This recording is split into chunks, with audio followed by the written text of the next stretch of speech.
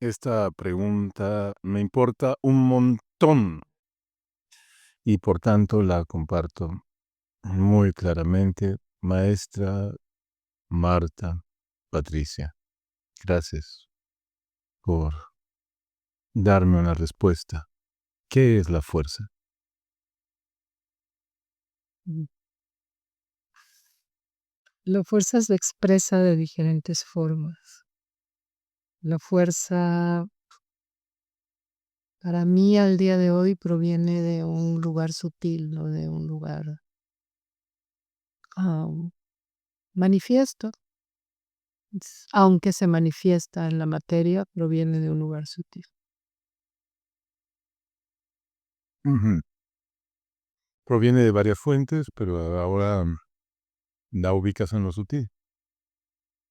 Como origen, Ujú. ¿Pero qué es? es un cúmulo de energía. ¿No? Un cúmulo de energía que moviliza, que impulsa, que empuja, que sostiene, que arraiga, que aquieta, según se exprese, ¿no? Ujú. Bueno, abro la pregunta, por supuesto, a ustedes también, compañeras, compañeros, pues yo me quiero sentir, no digo me siento, me quiero sentir en un laboratorio de fuerza.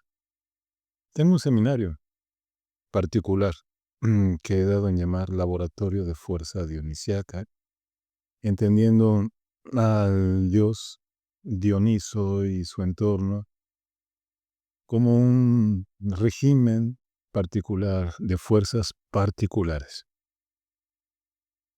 que son fuerzas ligadas al estado de visión. Recordemos que Dioniso es el dios de la vid, recordemos que es el dios del vino, recordemos también que el vino, la etapa preclásica, clásica y postclásica de Grecia, no era de ninguna manera como lo conocemos, sino un caldo de uva, sí fermentada, pero, fermentado el caldo, pero al cual se le maceraban enteógenos, particularmente el cornezuelo de centeno, o sea que era un caldo de visiones eh, psicoactivas provocadas por ese enteógeno. Era una bebida de visiones.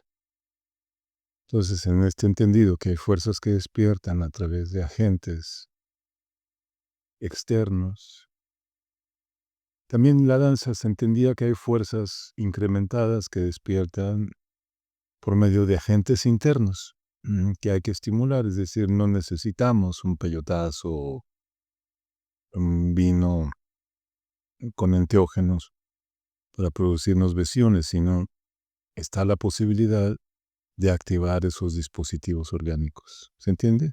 Sí. ¿Lo ubicas en tu tradición?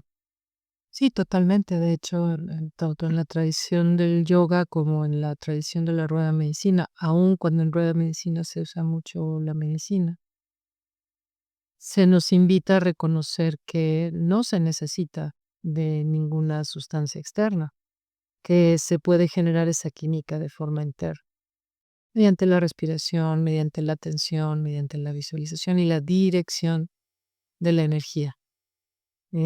Particularmente en el yoga a través de lo que se llaman candados de energía, los mudras, también sellos. Los mudras son sellos. El candado de energía es una activación de ciertas zonas del cuerpo mediante una contracción muscular Ujú. que dirige la energía, y la combinación de los candados, los sellos, la respiración y la visualización promueve movimientos químicos que nos llevan a estados alterados de conciencia. Eso en el caso del yoga, más la atención plena en las asanas también, ¿no? Una sesión en presencia te puede llevar a una visión, completamente. Las asanas o posturas. Y en el caso de las tradiciones como en la rueda de medicina, hace poco platicábamos, terminando un temazcal, como una sesión de temazcal sin rapé, sin nada, o sea, si bien se puede favorecer con, insisto, con estas plantas de poder, el simple hecho de estar en la oscuridad con el vapor en este lugar de purificación nos lleva a entrar en contacto con estados de conciencia no ordinarios. Sí, ubicamos, o yo ubico esas prácticas. Se agregaría otras que sé que te sabes, que son los cantos. Claro, claro, sí, Ujú. fundamental.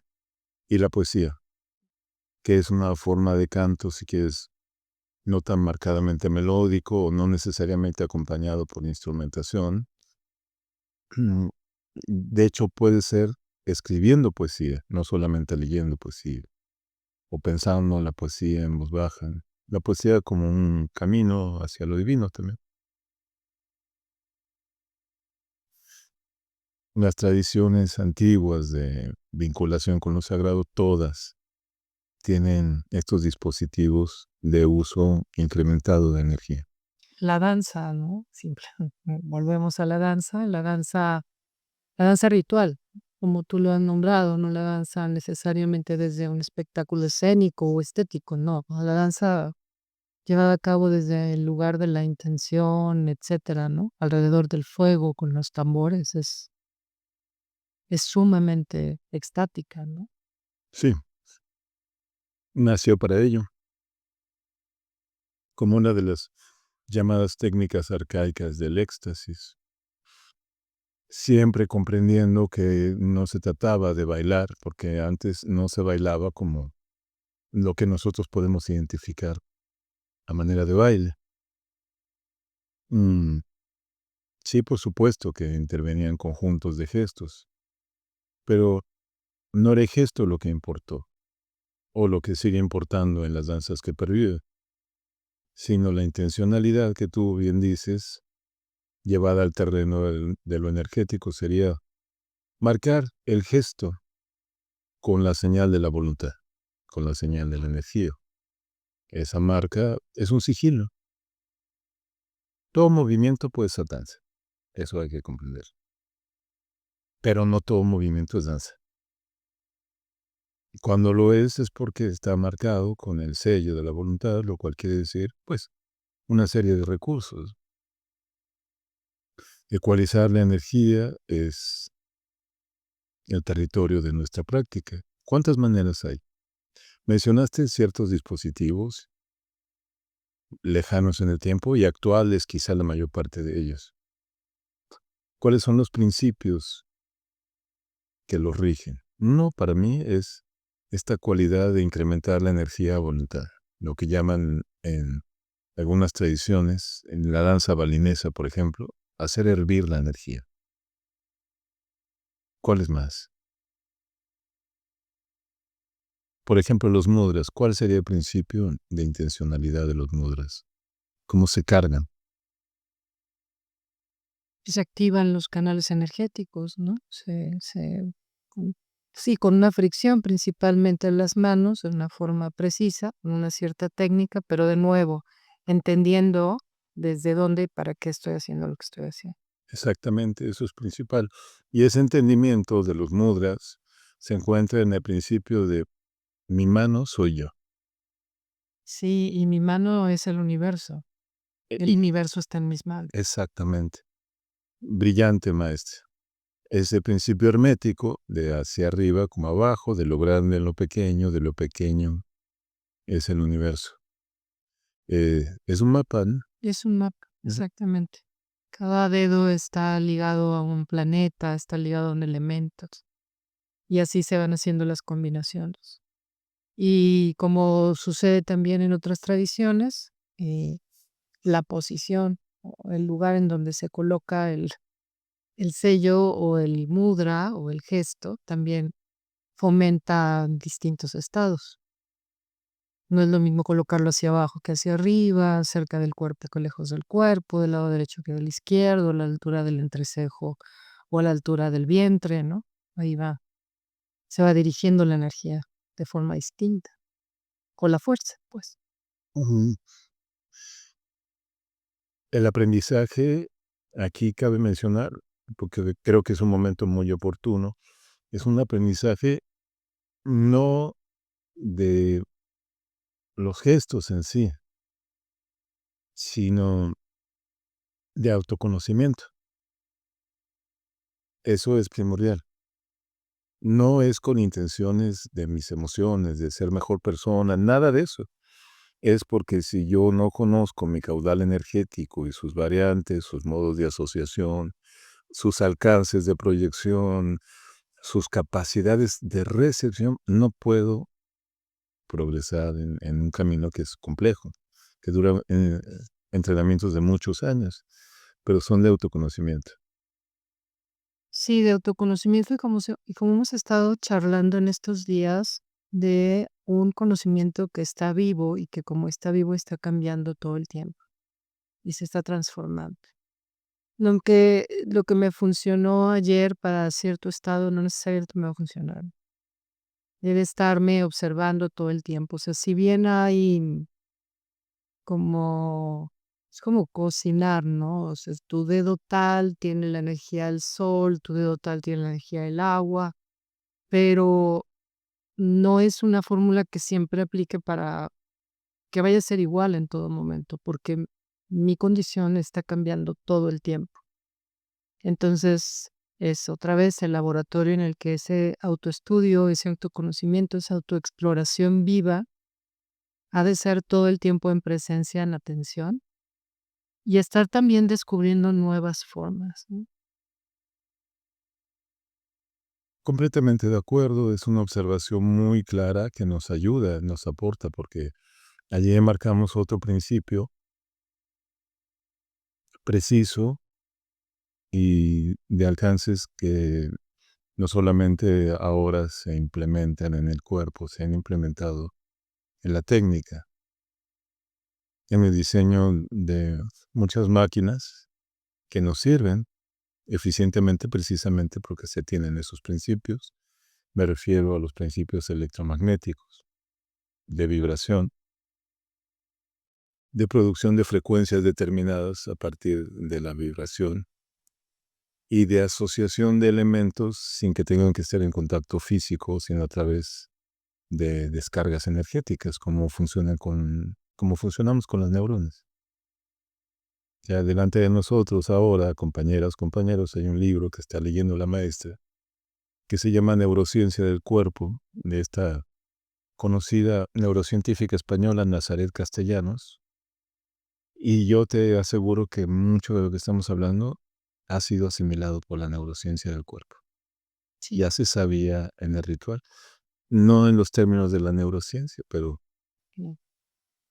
Y es algo que esta autora hermosamente integra, que algunos científicos ignoran, ¿no? O quieren ignorar. deciden ignorar.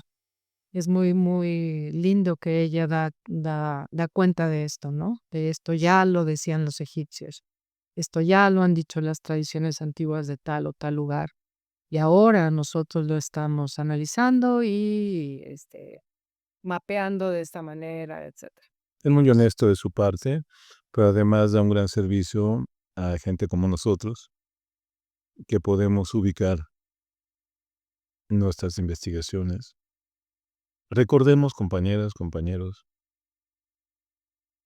que lo que estamos nosotros buscando cohesionar, y lo vamos a lograr, lo hemos logrado por etapas, es una forma diferente de comportamiento. Y también alquimizar el comportamiento que ya teníamos. Algo muy interesante que charlaba hace poco con una compañera de camino es que esto que nosotros hacemos hoy pudiera un poco em, compararse con el tantra en el sentido del tantra visto como una ciencia, pues más que ciencia, es como un estilo de vida que tiene como finalidad experimentar y llevar así a la experiencia directa todo. Explorar a través del cuerpo, de los sentidos, de la mente alineada a los sentidos, expandir los sentidos como lo hacemos contigo en esto de no solamente son 5, hay más. Esta celebración de la vida a través del cuerpo, esta experimentación, decía mi amiga, es que los tántricos, los chamanes, o sea, los chamanismos, los tántricos, si lo queremos ver así, si nos permitimos, son los antiguos científicos. O sea, la ciencia decidió separar y dividir y decir eso es charlatanería y esto es ciencia, pero en realidad eran los científicos de antes, ¿no? ¿Por qué? Porque tenían una teoría, experimentaban, la probaban, la comprobaban en sus mismos cuerpos, la compartían en grupos, exploraban, transformaban, se cuestionaban constantemente, y si con esto lo combino con esto, y si con esto y con esto. Y hoy todavía a nosotros nos llega el resultado de todas esas investigaciones, que no tenían el rigor científico de ahora bajo ciertos esquemas, y por lo tanto no se reconoce como tal, pero eran investigadores, totalmente.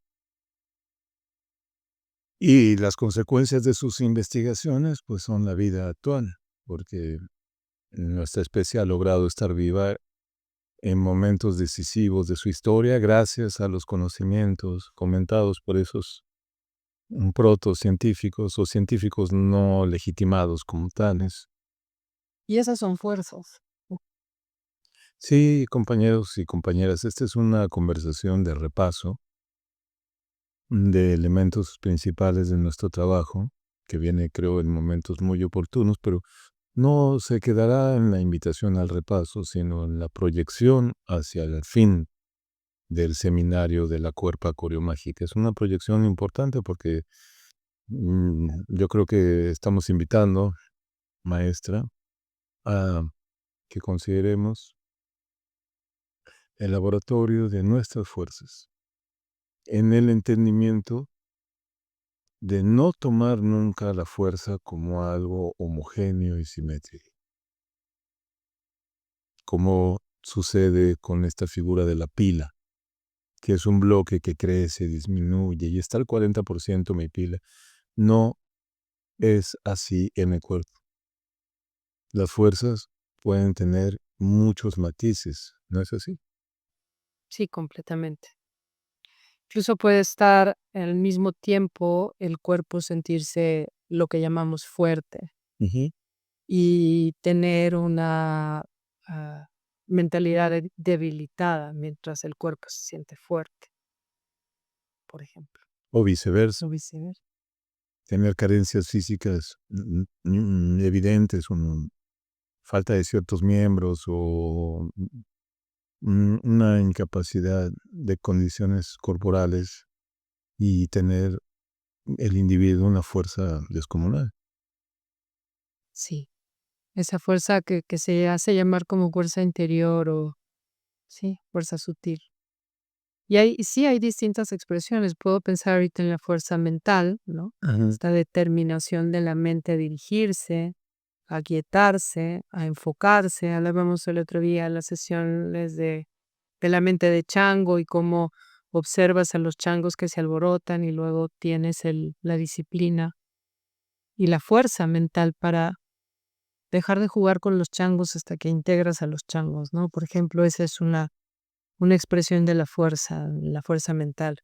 Pero también está la llamada fuerza de voluntad, que tiene que ver justamente con el fuego interno, ¿no? Con la dirección del fuego interno. Y también está la fuerza del corazón, o la fuerza del amor, la fuerza de la compasión, la fuerza del autoamor, ¿no? Ahí está esta también fuerza sutil, que es como esta fuerza del espíritu, más allá de la voluntad o de la fuerza del amor. Ahorita que decías de puede estar el cuerpo muy debilitado y sin embargo estar en un estado de fuerza, me hiciste recordar el episodio donde mi salud se vio mermada hace unos meses, y dentro de todo lo que en mi cuerpo físico yo me sentía, pues, debilitada, lo que le sigue, había una parte de mí que se sentía muy fuerte y que me sostuvo, ¿no? Y es una fuerza muy sutil. Tenemos varias dimensiones. Son capas, si quieres verlo como una cebolla, pero aún cada dimensión tiene matices. Y mm, pues es una experimentación que yo te aseguro que es muy gozosa. Primero porque es sorprendente y luego porque es muy estimulante. Y luego porque tiene resultados asombrosos que se dan muy rápido, si no es que inmediatamente. Cada quien establecerá sus criterios de análisis, relación, proyección en su investigación propia. Es una llamada oportuna de atención, te repito. a repasar, pero también a proyectar el proyecto, valga la expresión, que parece redundante, pero no. Proyectar el proyecto porque es proyectar el proceso. ¿Con base en qué? En las fuerzas. Gracias, maestra. Gracias.